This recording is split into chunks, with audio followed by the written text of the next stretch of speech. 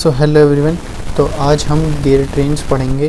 Last की video में हमने इन्वॉल्यूट प्रोफाइल पढ़ी थी गियर की, और इंटरफेरेंस पढ़ा था पिनियन में और गियर में कैसे होता है, उसको अवॉइड कैसे करते हैं। ठीक है, तो आज की वीडियो में हम गियर ट्रेन पढ़ेंगे। तो आइए समझते हैं गियर ट्रेन क्या होता है। For high velocity ratio combination of gear is to transmit power from one shaft to another. ये कह रहा है such combination of gears is called gear train. यानी कि जब हमको हाई वेलोसिटी रेशो की कॉम्बिनेशंस ऑफ गियर ऑब्टेन करनी रहती है पावर को ट्रांसफर करने के लिए एक शाफ्ट से दूसरी शाफ्ट में। हम जानते हैं शाफ्ट के ऊपर गियर्स कनेक्ट रहते हैं, तो गियर्स के अंदर जब भी हमको हाई वेलोसिटी रेशो ऑब्टेन करना रहता है, यानी कि एक गियर हमारा एंगुलर वेलोसिटी ओमेगा से घूम रहा है, सेकंड गियर हमारा एंगुलर वेलोसिटी ओमेगा 2 से घूम रहा है, तो इन दोनों की जो angular velocity omega 1 and omega 2 है, इनको पावर को ट्रांसफर करने के लिए एक शाफ्ट से दूसरी शाफ्ट में या फिर एक गियर से दूसरे गियर में, उसी को हम गियर ट्रेन्स कह सकते हैं। गियर ट्रेन इसमें आप समझ सकते हैं गियर्स जो हैं हमारे आपस में कैसे होते हैं, ये लाइन वाइज लगे हुए होते हैं और आपस में घूम रहे होते हैं, और इनके कारण घूमने से पावर का ट्रांसमिशन हो रहा होता है। ठीक है, टाइप्स ऑफ गियर ट्रेन की बात कर लें तो simple gear train, compound gear train, reverted gear train और एपिसाइक्लिक गियर ट्रेन। ठीक है, तो सिंपल गियर ट्रेन क्या होता है? When there is only one gear on each shaft is called simple gear train. एक शाफ्ट के ऊपर जब एक ही गियर लगा हुआ होता है तो उसको हम सिंपल गियर ट्रेन कह रहे होते हैं। Since the gear 1 drives the gear 2, therefore gear 1 is called driver and gear 2 is called driven or the follower। ठीक है, तो गियर 1 है ये हमारा, जैसे अब हर बार हम गियर को ऐसे समझाएंगे नहीं कि उसके ऊपर टीथ लगे हुए हैं।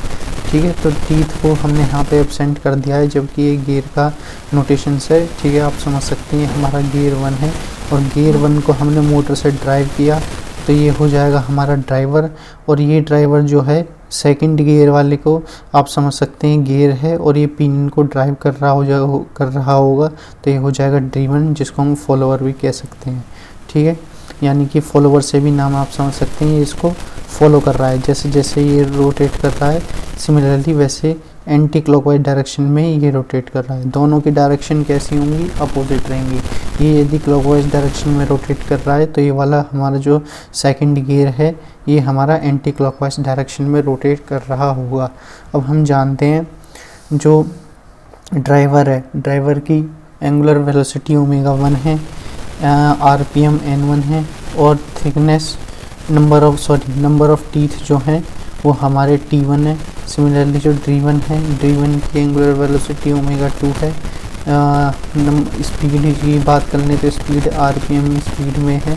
ठीक है, इस speed of gear 2 and it is in the RPM. t2 is the number of teeth on gear 2। तो अब इन दोनों के हम निकाल लेते हैं स्पीड रेशो। तो स्पीड रेशो को निकालने के लिए आपको कुछ टर्म समझनी पड़ेंगी, जैसे कि n1 हो गया speed of gear 1 on driver. आपको ये ध्यान रखना है ड्राइवर कौन सा है और ड्रीवन कौन सा है। ड्राइवर वो होता है जिस भी गियर पे हम मोटर लगा के रोटेट कर रहे होते हैं उसको, यानी कि पावर देते हैं, तो वो जाएगा ड्राइवर। और जो गियर हमारा दूसरे गियर को रोटेट करा रहा होता है by the combinations of the gear, उसको हम कहते हैं ड्रीवन। ठीक है, इसको हम या फिर फॉलोअर भी कह सकते हैं। तो स्पीड रेशो होता है हमारा speed of driver upon speed of driven, यानी कि n1 upon n2 is equal to omega 1 upon omega 2। It is also equal to the t2 upon t1। अब n1 अपॉन n2 से ओमेगा 1 अपॉन ओमेगा 2 कैसे आया? हम जानते हैं omega की जो वैल्यू है that is the omega is equal to 2 pi n upon 60। इससे हम ओमेगा की वैल्यू को लिख रहे होते हैं, तो यहाँ से हमारा ओमेगा 1 आ जाएगा n1। ठीक है, ओमेगा 2 आ जाएगा n2, और इन दोनों के बीच का जो रेशो हो जाएगा n1 upon n2 is equal to the omega 1 upon omega 2। ठीक है, it is also equal to the t2 upon t1, यानी कि number of teeth on gear 2 upon number of teeth on gear 1। Similarly हमारी एक दूसरी term भी आती है स्पीड रेशो के जैसी, वो है हमारी ट्रेन वैल्यू। ट्रेन वैल्यू क्या कहती है? ट्रेन वैल्यू है हमारी n2 अपॉन n1, यानी कि हम कह सकते हैं जो ट्रेन वैल्यू है वो हमारी दैट इज़ दी रेसिप्रोकल है किसकी? Reciprocal of the speed ratio. ठीक है, स्पीड रेशो की रेसिप्रोकल की वैल्यू को हम ट्रेन वैल्यू कहते हैं, यानी कि n2/n1 is equal to the ω2/ω1 is equal to the T1/T2। ठीक है, अब हम जानते हैं दो गियर्स हम लगाते हैं तो दोनों गियर के बीच में कुछ डिस्टेंस भी रहता है। तो यदि दोनों गियर्स के बीच में, जैसे एक गियर ये है ड्राइवर और एक गियर ड्रिवन ये है, इन दोनों के बीच में डिस्टेंस है और ये डिस्टेंस कुछ लार्ज है। ठीक है, तो मैश होने में हमको यहाँ पे प्रॉब्लम आ रही होगी। तो in such cases the motion of one gear to another may be transmitted by two methods. ठीक है, इस तरीके से मोशन के लिए हम एक गियर को दूसरे गियर में, in such cases motion of one gear to another. ठीक है, जो एक गियर का मोशन है और सेकंड गियर का जो मोशन है वो हमारे दो मेथड से ऑब्टेन हो रहा होता है। एक तो by providing large sized gear, या तो दोनों गियर के दोनों जो गियर हैं उनको हम इतना लार्ज साइज का बनाएं जिसके कारण जो गैप है वो बीच में नहीं आ रहा हो और गियर का मोशन कम्प्लीटली रोटेट करेगा। ठीक है, एक एंटी क्लॉकवाइज डायरेक्शन में, एक क्लॉकवाइज डायरेक्शन में। और बाय प्रोवाइडिंग दी वन और मोर इंटरमीडिएट गियर्स। ठीक है, तो इंटरमीडिएट गियर्स प्रोवाइडिंग करने से लिए हमारा इकोनॉमिकल मेथड भी होता है। ठीक है, और इफ़ेक्टिवली यूज़ भी किया जाता है ये हमारा। इसमें क्या होता है, यहाँ पे हम एक या एक से ज़्यादा गियर प्रोवाइड कर देते हैं दो गियर्स के बीच में। अब एक बात आपको ये भी ध्यान रखनी है, जब हमने एक गियर प्रोवाइड किया ड्राइवर और ड्रिवन के बीच में, तो हमको सेम क्लॉकवाइज डायरेक्शन में या एंटी क्लॉकवाइज डायरेक्शन में जो है दोनों के रोटेशंस मिल रहे होंगे, ड्रिवन के भी और ड्राइवर के भी।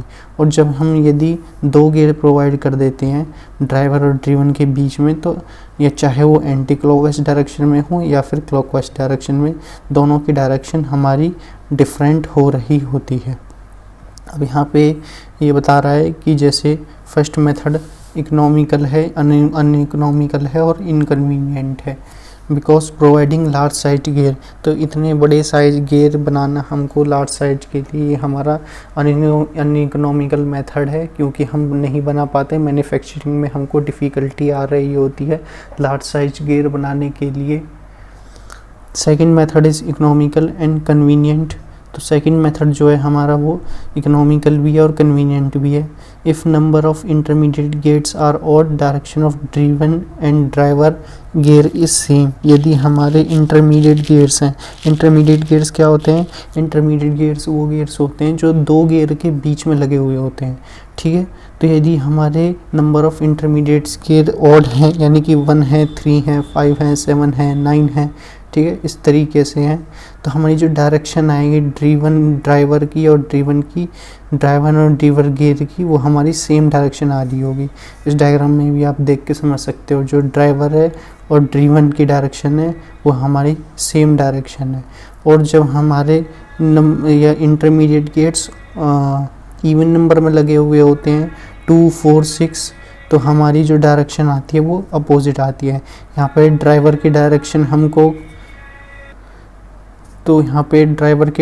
हमको क्लॉकवाइज गिवन है और यहाँ पे ड्रिवन या फॉलोवर की डायरेक्शन जो है वो हमारी एंटी क्लॉकवाइज गिवन है, क्योंकि यहाँ पे हमने इंटरमीडिएट्स गियर जो हैं वो हमने कैसे लिए हैं, इवन नंबर में लिए हैं।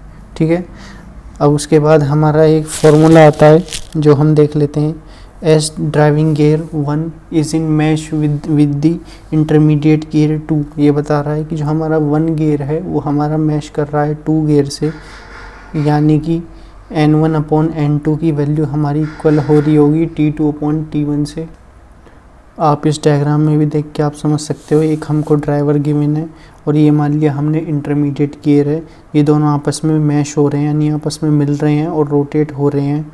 ठीक है, दोनों की डायरेक्शन कैसी है, अपोजिट डायरेक्शन है, तो यानी 1 जब 2 के साथ मैच हो रहा है, यानी कि दोनों की स्पीड जो है, स्पीड का जो रेशियो है वो नंबर ऑफ टीथ के इक्वल आ रहा होगा। और मैंने आपको बताया हुआ था n1/n2 होता है वो हमारा ω1/ω2 के इक्वल आता है, और जो ω1/ω2 है वो हमारी T2/T1 है। तो यानी कि हम कह सकते हैं n1/n2 is equal to the T2/T1। ठीक है। ये तो था regarding when one gear is mesh with the intermediate gear 2। Similarly जो हमारा गियर 2 है वो मैश कर रहा होगा गियर 3 से। ये हो गया हमारा इंटरमीडिएट गियर 2, ये मैश हो रहा होगा इंटरमीडिएट गियर 3 से, ड्रिवन 3 से या फॉलोवर 3 से। तो N2/N3 की वैल्यू हो जाएगी हमारी T3/T2। अब जब इन दोनों इक्वेशंस को हम मल्टीप्लाई कर देंगे 1 2 को, तो हमारी इक्वेशन बनेगी finally N1/N2 into N2/N3 is equal to the T2/T1 into T3/T2। अब यहाँ से कुछ कैंसिल आउट कर देंगे हम, जैसे कि N2 से N2 कैंसिल आउट हो जाएगा, T2 से T2 कैंसिल आउट हो रहा होगा। तो फाइनली हमारी इक्वेशन बनेगी N1/N3 is equal to the T3/T1। ठीक है। ये हम जो आई टर्म ये हम न्यूमेरिकल सॉल्व करने के लिए ले रहे होंगे आगे फर्दर, देख लेते हैं। सिमिलरली स्पीड रेशो मैंने बताया था, स्पीड रेशो क्या होता है, speed of driver upon speed of driven. तो यहाँ पे मेंशन नहीं किया है मैंने, जहाँ पे मेंशन नहीं किया है आप कर लेना। जैसे कि ये है speed of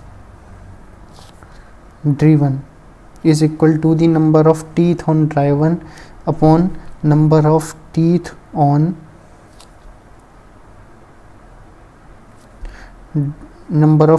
on driven upon number of teeth on driver. ठीक है। तो ये हो गया हमारा स्पीड का रेशो। सिमिलरली हम अब ट्रेन वैल्यू को फाइंड आउट कर लेते हैं। ट्रेन वैल्यू कैसा केस है, ट्रेन वैल्यू ऐसा केस है जो कि रेसिप्रोकल होता है हमारे स्पीड रेशो के। मैंने आपको वीडियो की स्टार्टिंग में बताया था। ये रहा हमारा जो ट्रेन वैल्यू आती है हमारी, that is the train value. Train value is the reciprocal of the speed ratio.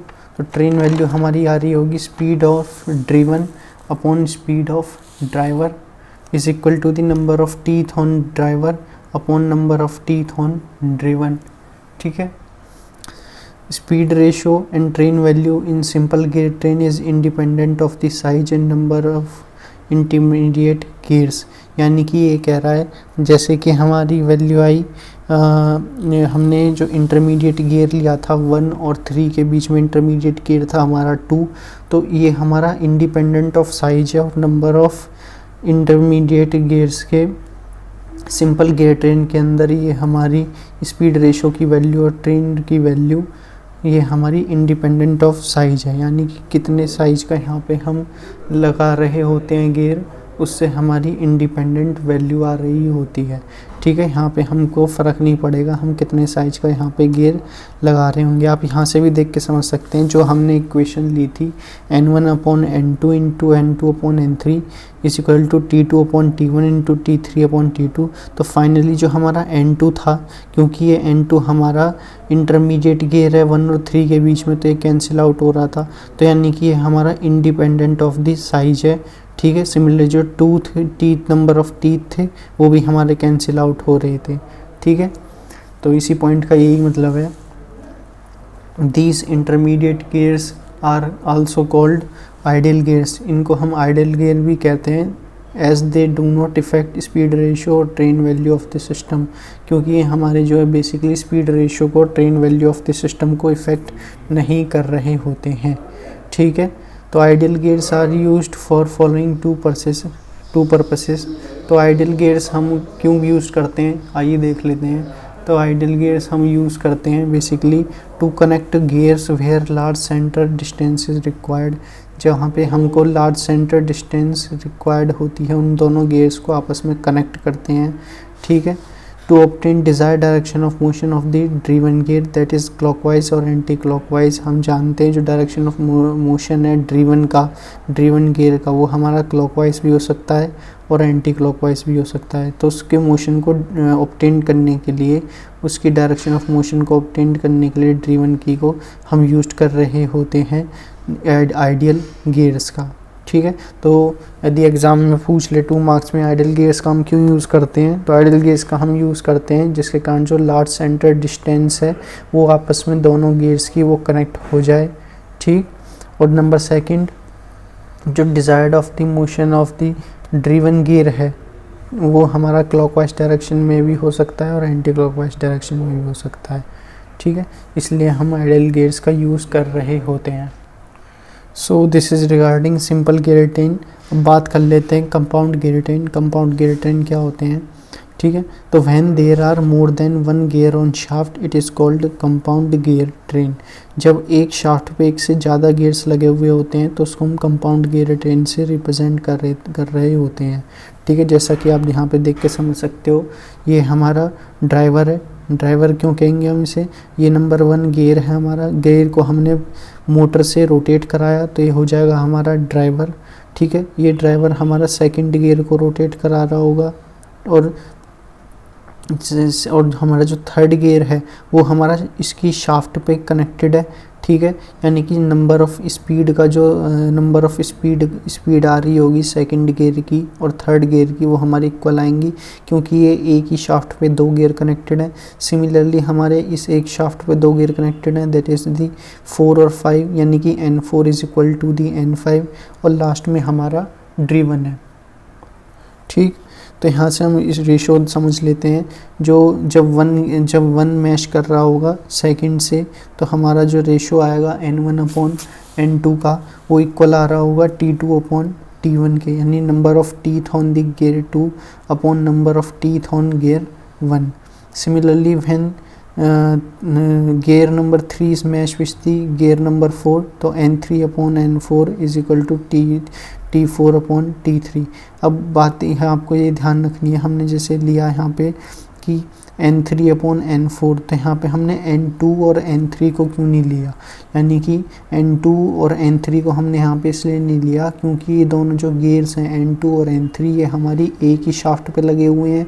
Compound gear train का मतलब यही तो है। कंपाउंड गियर ट्रेन क्या होती है, कंपाउंड गियर ट्रेन वो गियर ट्रेन होती है जहाँ पे कि हमारे number of more than 1 number of gears are connected on the 1 shaft, ठीक है। तो यानी कि एक शाफ्ट पे जब एक या एक से ज़्यादा गियर कनेक्टेड रहेंगे तो वहाँ पे हम कंपाउंड गियर ट्रेन बन रही होगी, और उस कंपाउंड गियर ट्रेन के जो रेशो है स्पीड का, वो हमारा कैसा आ रहा होगा, वो हमारा इक्वल आ रहा होगा, और उसको हम RPM में कंसिडर कर रहे होते हैं, ठीक है। तो सिमिलरली N5 और N6 रोटेट करेगा, ठीक है। तो इसका रेशो आ जाएगा N5 upon N6 equal to T6 upon T5। N4 और N5 नहीं लेंगे हम, क्योंकि N4 is equal to the N5। Similarly N2 is equal to the N3, तो ये भी हम कंसिडर नहीं कर रहेंगे। अभी जो है 3 इक्वेशंस हैं, इनको हम आपस में मल्टीप्लाई कर देते हैं। तो इनको हम आपस में मल्टीप्लाई करेंगे तो फाइनली इक्वेशन हमारी बनेगी N1 upon N2 into N3 upon N4 into N5 upon N6 is equal to the T2 upon T1 into T4 upon T3 into T6 upon T5। अब यहाँ से कुछ हमारा कैंसिल आउट हो रहा होगा, बिल्कुल यहाँ से हमारे जो कैंसिल आउट होंगे that is the N2, N3, N4 और N5, ये हमारे कैंसिल आउट हो रहे होंगे, क्योंकि हमारी जो N2 और N3 की वैल्यू इक्वल है, N4 और N5 की वैल्यू इक्वल है, क्योंकि ये जो हमारे दोनों गियर्स हैं N4 और N5 ये एक शाफ्ट पर कनेक्टेड है। सिमिलरली जो N2 और N3 जो गियर्स हैं ये हमारी एक शाफ्ट पर कनेक्टेड है। तो यहाँ से हमारी फाइनल इक्वेशन बनेगी N1 upon N6 is equal to the T4 into T2 into T6 upon T1 into T3 into T5, ठीक है। अब यहाँ से स्पीड रेशो की बात कर लें तो स्पीड रेशो क्या होती है, स्पीड रेशो होती है हमारी speed of first driver upon speed of last driven. जो हमारा लास्ट में गियर प्रेजेंट है उसकी स्पीड और जो हमारा फर्स्ट गियर प्रेजेंट है उसकी स्पीड के रेशो से ऑब्टेन किए जाते हैं। इसको हम product of number of teeth on the driven upon product of number of teeth on driven से भी लिख सकते हैं, ठीक है। नंबर ऑफ टीथ का प्रोडक्ट जैसे कि T2, T4, T6 upon T1, T3 और T5, ठीक है। तो ये था रिगार्डिंग हमारा कंपाउंड गियर ट्रेन। अब इस पे बेस्ड हम एक न्यूमेरिकल कर लेते हैं कंपाउंड गियर ट्रेन पे based. The gear of machine tool shown, ठीक है। तो मशीन टूल गियर का ये शोन है हमारा, ये हो गया। The motor shaft is connected to gear A, यानी कि गियर ए पे हमारी मोटर कनेक्टेड है, तो यानी कि गियर ए जो बन जाएगा वो हो जाएगा हमारा ड्राइवर, ठीक है। एंड रोटेट्स एट RPM, यानी कि NE की वैल्यू हमको गिवन है। The gear wheel B, C, D, E are fix to parallel shafts rotating together. The final gear F is fixed on output shaft. What is the speed of gear F, यानी कि NF की value हमको find out करनी है. The number of teeth on each gear is given below. ठीक है, तो ये गियर के हमको इसमें डायग्राम भी गिवन है क्वेश्चन के अंदर, और ये कुछ हमको बेसिकली फिगर्स भी गिवन है, जैसे कि गियर ए से लेके एफ तक की जो नंबर ऑफ टीथ की वैल्यू है वो भी गिवन है. ये हो जाएगा हमारा T A, T B, T C, T D, T E, T F. ठीक है, और एन ई की वैल्यू भी गिवन थी हमको. फाइनली हमको निकालना है, दैट इज़ दी हमको फाइंड आउट करना है F is fixed on output shaft. What is the speed of gear F, यानी कि NF की वैल्यू फाइंड आउट करनी है. तो यानी कि हमको फाइंड आउट करनी है गियर का स्पीड का रेशो. और स्पीड का रेशो कैसे निकलेगा?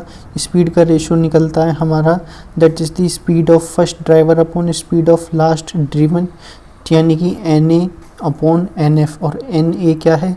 मेन ड्राइवर है. ये मेन ड्राइवर क्यों हुआ? क्योंकि यहाँ पे हमारी मोटर कनेक्टेड है. क्वेश्चन में हमको गिवन है कि A पे हमारी मोटर कनेक्टेड है, जिसके कारण ये रोटेट कर रहा है, तो ये ड्राइवर बन रहा होगा, और ये लास्ट वाला ड्रिवन बनेगा. ठीक है, तो NA upon NF is equal to the TB into TD into TF upon TA into TC upon TE. ये कहाँ से आए? ये हमारे प्रोडक्ट हैं, product of number of teeth on driver upon product of number of teeth on the drivers. ठीक है, तो ऊपर वाले ड्राइवर हैं, ठीक है, नीचे वाले ड्राइवर्स हैं. ये ड्राइवर्स हैं ऐसे क्योंकि ये ए वाला जो पॉइंट है हमारा मोटर से कनेक्टेड है, रोटेट करेगा.